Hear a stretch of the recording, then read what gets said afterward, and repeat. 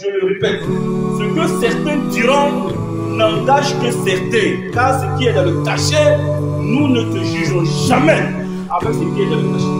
Mais ce qui va dans la charia et contre la charia, tu dois l'écouter et j'espère que tu vas.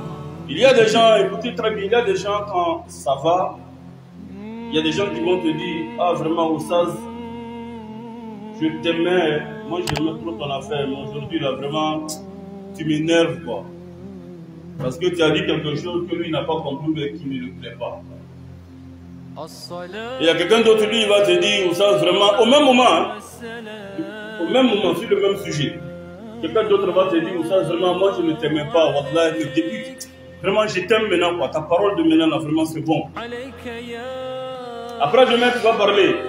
Lui qui t'a dit qu'il ne t'aimait pas là, et puis il t'a dit lui il t'aime maintenant. C'est lui qui va venir parler maintenant. Vraiment Oussaz, maintenant tu zailles trop. Avant quand tu parlais, moi j'aimais trop ça. Tu parlais, mais maintenant là, vraiment tes paroles là, je n'aime pas.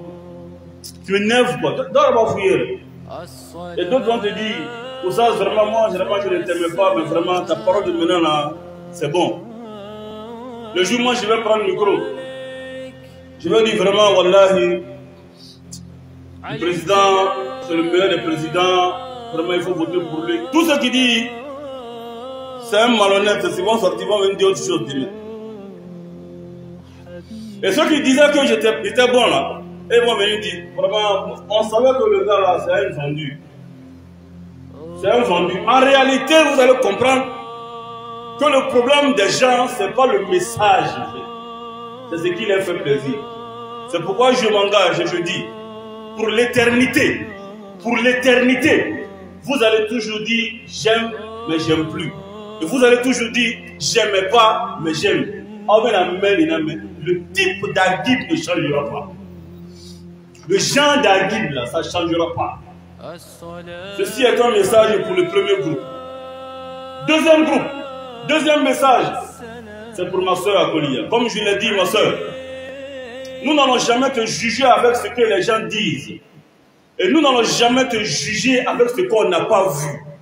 Mais nous allons toujours te parler avec ce que nous voyons.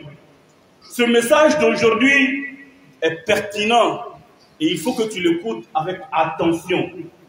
Nous avons vu quelqu'un qui s'est prosterné devant toi. Allah.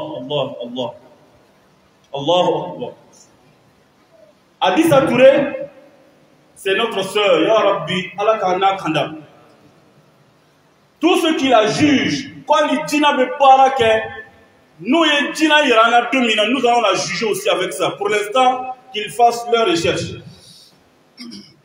Deuxième message pour Adissa. Ça maintenant, nous on a vu. Et on a dit auparavant, nous allons commencer à te parler lorsque nous allons voir ce qui ne va pas et clairement.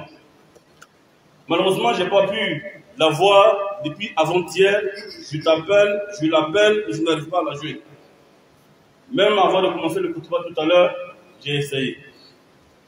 Ma soeur Adissa Touré, écoute bien ce hadith du messager de Dieu sallallahu alayhi wa sallam. Car Rasoul sallallahu alayhi wa sallam, il est notre exemple, il est celui que nous devrons écouter. Il y a un compagnon du messager de Dieu sallallahu alayhi wa sallam qui s'appelle Qais bin Sa'd. Qais bin Sa'd. Il nous dit ce hadith. Qais bin Sa'd radiyallahu anhu, il dit un jour, je suis allé quelque part, dans un lieu qu'on appelle Hira, qu'on appelle Hirata. Dans cet endroit, Hira, Qais bin Sa'd dit, je suis allé trouver des gens qui étaient en train de se prosterner pour leurs autorités, pour leurs dirigeants, pour leurs chefs, pour leurs patrons. Alors quand j'ai vu ces gens se prosterner, j'ai dit, ah, le messager de Dieu Muhammad sallallahu alayhi wa sallam mérite plus de prosternation que ces gens-là. S'il y a quelqu'un pour qui nous devrons nous prosterner, c'est pour Muhammad sallallahu alayhi wa sallam. Alors, je m'en vais, afin que désormais nous allons aussi nous prosterner pour le messager de Dieu sallallahu alayhi wa sallam. Alors, Qais bin Sa'd, il dit, je suis parti voir le messager de Dieu. Et quand je suis arrivé chez le messager de Dieu, Je lui ai dit, Ya Rasulallah, je suis allé à Hira, je suis allé dans tel endroit. Et j'ai vu des gens qui se prosternaient pour leurs autorités. Alors j'ai décidé aussi, je me suis dit que toi, Mohammed, tu mérites plus que ça. C'est toi plutôt qui mérites que l'on se prosterne pour toi. Rasul sallallahu alayhi wa sallam lui posa la question suivante. Oh ma soeur, il lui dit, est-ce que si je meurs et que tu as vu ma tombe, vas-tu te prosterner pour ma tombe? Le monsieur a dit non. Quand il a dit Rasul sallallahu alayhi wa sallam, non. Rasul sallallahu alayhi wa sallam lui dit, alors ne te prosterne pas pour moi. Alors ne te prosterne pas pour moi. Pourquoi cet exemple? Pourquoi lorsque Rasoul, le monsieur a dit à Rasoul que je vais me prosterner pour toi, et que Rasoul lui dit, est-ce que si je meurs, tu vas te prosterner? Pourquoi cette comparaison? En réalité, Rasoul était en train de montrer au monsieur qu'on ne se prosterne pas pour quelqu'un qui un jour peut devenir cadavre. On ne se prosterne pas pour quelqu'un qui un jour peut devenir cadavre. Sœur, nous avons eu à parler en privé, toi et moi, sur la prosternation ou l'adoration, ou, n'est-ce pas, que certains font avec ta photo. Et Dieu seul sait ce qui s'est passé entre nous. Je le répète, je le répète. Ce que certains diront n'engage que certains. Car ce qui est dans le cachet, nous ne te jugeons jamais avec ce qui est dans le cachet. Mais ce qui va dans la charia et contre la charia, tu dois l'écouter et j'espère que tu vas l'écouter. En ce qui concerne se prosterner devant toi, et tu ne l'interdis pas, oui, il y a une divergence entre les savants sur le fait que quelqu'un se prosterne pour une créature. Est-ce que ça fait sortir la personne de l'islam ou non? Certains savants disent oui, que ça fait sortir celui qui se prosterne de l'islam, tu deviens mécréant, mouchrik. Et d'autres disent que non, et même, non seulement celui qui se prosterne devient mouchrik, mais celui pour qui on se prosterne devient mécréant qui est sorti de l'islam. Oui, il y a une divergence, même si certains disent que non, ça ne te fait pas mécréant immédiatement. Mais ce qui est l'unanimité, c'est que c'est haram. C'est haram. Nous le disons pas non plus, je répète, pas pour te dire que tu es devenue mécréante, mais pour te dire, ma soeur, que c'est le péché et un péché éloigne du paradis et ça mène vers l'enfer. Si on ne se répand pas. Car le péché dont Allah ne pardonnera pas si on met dessus, c'est le péché du shirk. Inna Allah la yaghfiru an yushraka bihi wa yaghfiru ma duna dhalika liman yasha.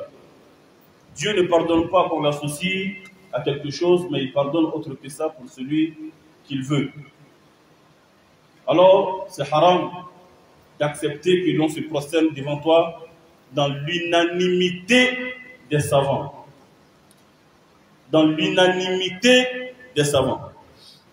Et même ceux qui disent que c'est permis et que c'est pas, subhanallah, que ça ne fait pas sortir du shirk, ont mis même des conditions lorsque ce sont des prosternations de respect, de soumission et d'amour. Pas les soujouds de ibada, bien sûr. Si c'est soujouds de ibada, d'adoration, c'est-à-dire adorer quelqu'un, l'unanimité des savants disent que ça fait sortir de l'islam, tu deviens mécréant immédiatement. Mais prosternation, c'est-à-dire s'abaisser pour quelqu'un par amour ou par respect, tous les savants sont d'accord que c'est haram, mais c'est pas tous les savants qui sont d'accord que ça fait sortir de l'islam. De une chose est sûre, c'est interdit à l'islam, on ne se prosterne que pour Allah subhanahu wa ta'ala. Et ça, c'est un message, comme je l'ai dit, nous n'allons pas à condamner et attaquer notre sœur tant qu'elle va mettre en exerce ce que nous allons lui demander au fur et à mesure. Tant qu'elle va mettre en exerce ce que nous lui demandons de faire. Au nom de l'islam, pas pour nous bien sûr, mais pas pour nous, mais au nom de l'islam, pour l'islam, et nous espérons que ces conseils, ces appels, Inch'Allah, elle va l'attendre et elle va la mettre en pratique. Qu'elle sache que ce sont des appels d'Allah et nous savons qu'elle ne connaît pas et ne maîtrise pas le Coran ni la Sunna, mais nous savons nous espérons qu'elle a l'intention et la volonté de mettre en pratique les paroles de Allah subhanahu wa ta'ala. Alors voici les enseignements d'Allah.